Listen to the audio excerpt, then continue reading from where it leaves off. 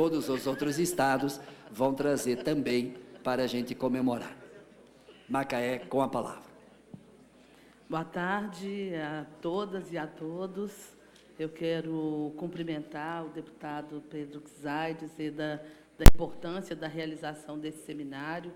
Eu acho que o Plano Nacional de Educação é a nossa grande diretriz, se a gente quiser, de fato, garantir uma educação para todos e para todas nesse país, e fazer um seminário, criar um momento de avaliação do plano.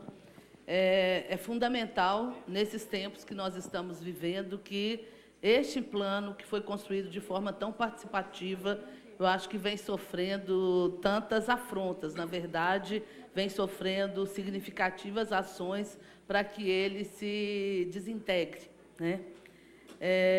Eu queria, nessa saudação inicial, e pensando o tema dessa mesa, que é debater o Plano Nacional e a Emenda Constitucional 95/2016, retomar um pouco na história do nosso país o lugar onde foi colocada a educação para a população negra, para a população mais pobre nesse país. E eu queria retomar fazendo uma analogia, né, com 2 decretos do final do século XIX e decretos do Estado brasileiro que foram publicados no auge do movimento abolicionista. Decretos que, o primeiro, proíbe a presença de escravizados na escola, né? E um segundo decreto, que é posterior à lei do ventre livre, que proíbe a presença de negros libertos na escola pública, se eles fossem menores de 14 anos, e só poderiam frequentar a escola pública no horário noturno, se o professor assim o quisesse receber, se o aceitasse. Por que eu falo desses 2 decretos? Porque o nosso país ele ficou com a tarefa da garantia do direito à educação por fazer ao longo de todo o século XX. E só no final do século XX que a gente consegue romper, né, começar a romper com a orientação desse decreto. Esse decreto ele foi constituído no âmbito de uma política eugenista e de uma política que pensava o Brasil sem a presença da população negra. Eu falo desses 2 decretos porque eles marcam a lógica da política educacional.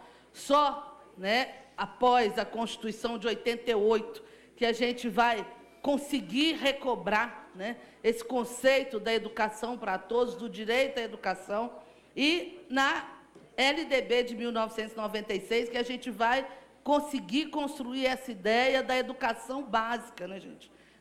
Do direito e do acesso e da garantia da educação infantil, do ensino fundamental e do ensino médio. Eu falo isso porque, na última década, a gente avançou muito na construção efetiva do direito à educação. Nós ampliamos o acesso ao ensino fundamental, mas ficamos ainda com tarefas por fazer, que é garantir a universalização do acesso para as crianças de 4 e 5 anos, ampliar o atendimento da creche para crianças de 0 a 3 e, efetivamente, garantir que os nossos jovens tivessem acesso à educação, não é? Tornando, então, a obrigatoriedade da educação para a população de 15 a 17 anos, tarefa essa que estados e municípios teriam como, vamos dizer assim, o deadline, né, o ano de 2016.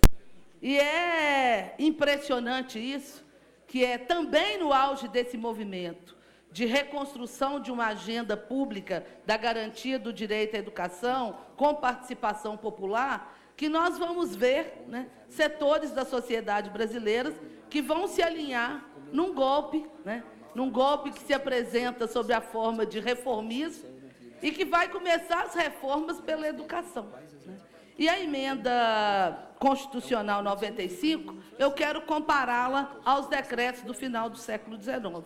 Porque, na verdade, o que essa emenda está criando, né, é a total impossibilidade de nós efetivarmos as 20 metas do Plano Nacional de Educação para os próximos 10 anos e, como já foi dito aqui pela manhã, na verdade, para os próximos 20 anos. Eu quero trazer aqui algumas preocupações, né, pensando um pouco o Estado de Minas Gerais. Nós temos, em Minas Gerais, 10% da matrícula da educação básica no país. Né? Nós temos 4 milhões e 7 mil estudantes na educação básica, sendo que 4 milhões são atendidos em escolas públicas da rede estadual e das redes municipais. E nós ainda temos, quando você olha os indicadores de Minas Gerais, né, um grande esforço a fazer para garantir a ampliação do atendimento da educação infantil e de creche para a escola, bem como a gente tem um desafio, que é garantir a presença de todos os jovens de 15 a 17 na escola.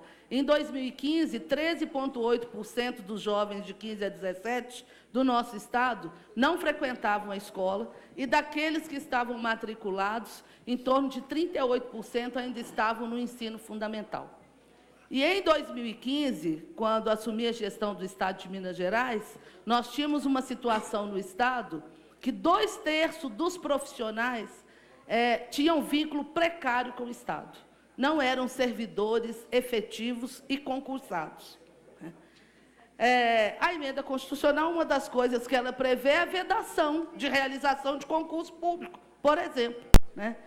Nos últimos 2 anos em Minas Gerais, nós realizamos 4 concursos públicos e nomeamos 47 mil trabalhadores em educação. E com todo esse esforço, hoje nós ainda não temos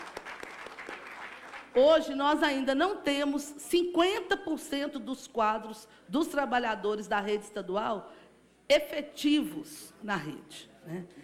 Eu falo dessa situação porque para a gente ver a perversidade, né, dessa medida. Quando nós olhamos tudo que a gente avançou no âmbito da educação, nós também sabemos, né, que, mesmo com o avanço, nós temos extremas situações de desigualdade. Eu atuei no Ministério da Educação, na Secretaria Nacional de Alfabetização Continuada, Diversidade e Inclusão, e nós fazíamos um trabalho demonstrando que quem eram as crianças que estavam fora da escola, no ensino fundamental, não é? Eram as crianças pobres, as crianças da área rural, as crianças com deficiência, as crianças das comunidades indígenas e comunidades quilombolas. Quem são os adultos que não tiveram acesso à escolarização na idade própria e que ainda hoje, em muitos lugares do nosso país, né, não estão alfabetizados? Essa emenda constitucional aqui, ela afronta, em especial, né, esses segmentos. Então, depois de 30 anos que eu tenho aí, eu sou professora da educação básica e tenho muito orgulho dessa minha inserção na educação. Quando eu comecei a atuar na educação básica, em 1984, na capital do estado de Minas Gerais, as famílias dormiam na fila para ter acesso a uma vaga para seus filhos aos 7 anos de idade.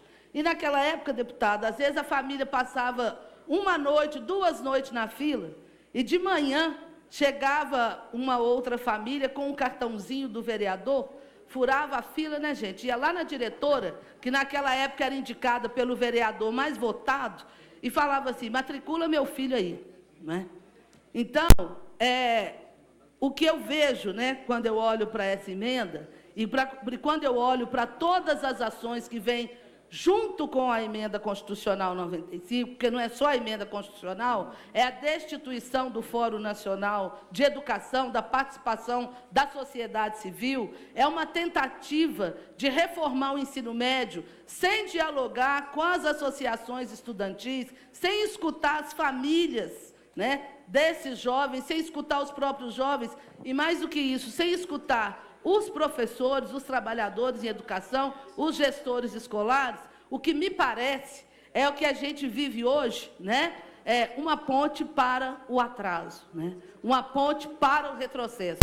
Então, nós não estamos seguindo no século XXI, nós estamos retornando ao século XIX.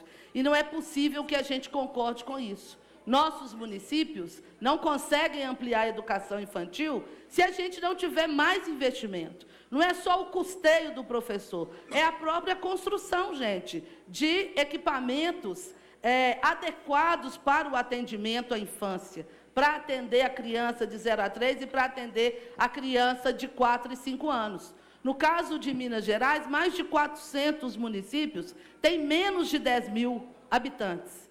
Boa parte dos nossos municípios, eles vivem exclusivamente do Fundo de Participação dos Municípios. Vocês podem imaginar o que significa para um secretário municipal de educação, nessas condições, pensar como é que ele vai fazer frente a um plano municipal de educação que ele construiu com ampla participação popular. Porque uma coisa é fato, né? Se aqueles setores que aprovaram a emenda constitucional 95/2016 não acreditam na tese da educação para todos, a consciência do direito à educação no nosso país, ela aumentou, de fato.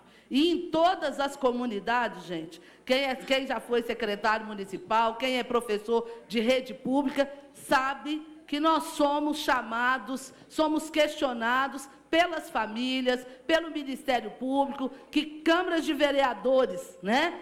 A população bate lá na porta, porque ninguém aceita nenhum direito a menos, né? Então, não é possível nós concordarmos com a emenda constitucional 95, e eu queria aqui trazer uma posição, que eu vou dizer que não é do Concede, mas é uma posição que temos debatido em Minas Gerais, que o caminho, gente, nós temos que derrubar essa emenda constitucional. Não é possível. Isso tem que ser o nosso plano, porque a existência efetiva, né, a efetivação das metas e das estratégias presentes no Plano Nacional de Educação não será possível num cenário, né, de redução de investimentos. E não é possível pensar que nós vamos construir, né, o desenvolvimento no nosso país excluindo a população dos seus direitos, reduzindo direitos humanos. Eu acho que essa emenda constitucional é um atentado aos direitos humanos, porque atenta contra o direito à educação de milhares de crianças e jovens nesse país. Acho que essa é uma introdução aqui para a nossa conversa.